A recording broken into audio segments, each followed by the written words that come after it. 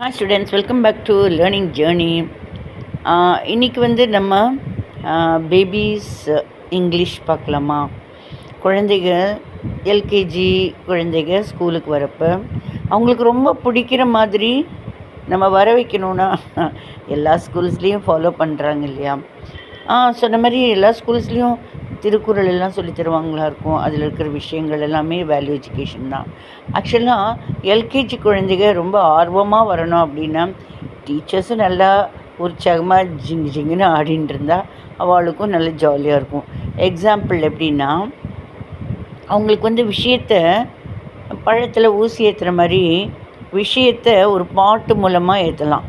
Example எப்படின்னா, ஒரு English தெரிய வைக்கலாம், அதுவும் ஆக்ஷன் சாங்கில் தெரிய வைக்கலாம். அதனுடைய அர்த்தத்தை இங்கிலீஷில் என்ன அர்த்தங்கிறத தெரிய வைக்கலாம். எப்படின்னு பார்க்கலாமா? Sit down, stand up, sit down, stand up, say hello. கை கொடுத்துக்கணும். ஓ ஏ everybody beautiful, oh yeah, everybody wonderful, God made them all. Jump up, jump down, jump up, jump down, jump up, jump down, say hello.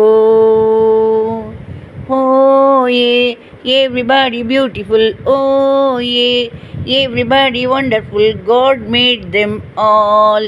Twist right, twist left, twist right, twist left, twist right, twist left, say hello. Oh yeah, everybody beautiful, oh yeah, everybody wonderful, God made them all. நல்லா இருக்குல்ல? எனக்கு ரொம்ப பிடிக்கும் இந்த பாட்டெல்லாம் சொல்லிக் கொடுக்க. குழந்தைகளுக்கு ரொம்ப பிடிக்கும். அதான் சொல்லியிருக்கேன் இல்லையா, ஞாயிற்றுக்கிழமை கூட நான் மிஸ்ஸு கிளாஸு போய் டான்ஸ் ஆடுவேன் அப்படின்னு சொல்லி நிறையா குழந்தைங்க வந்து என் கிளாஸ்க்கு வரணும்னு ஆசைப்படும். ஸ்கூலுக்கு வர்றதுக்கு அடமே பிடிக்காது. ஏன்னா நம்ம கனிவோட அதே சமயத்தில் அவங்கள கூப்பிட்டு வச்சு நல்ல விஷயமா சொல்கிறச்ச ஆட்டோமேட்டிக்காக புரிஞ்சுக்குவாங்க. நம்ம அதட்டுறதை விட அன்பாக சொல்கிறப்ப அதனுடைய அர்த்தத்தை புரிகிற மாதிரி சொல்கிறப்ப ஆட்டோமேட்டிக்காக தெரிஞ்சுக்கலாம் இல்லையா?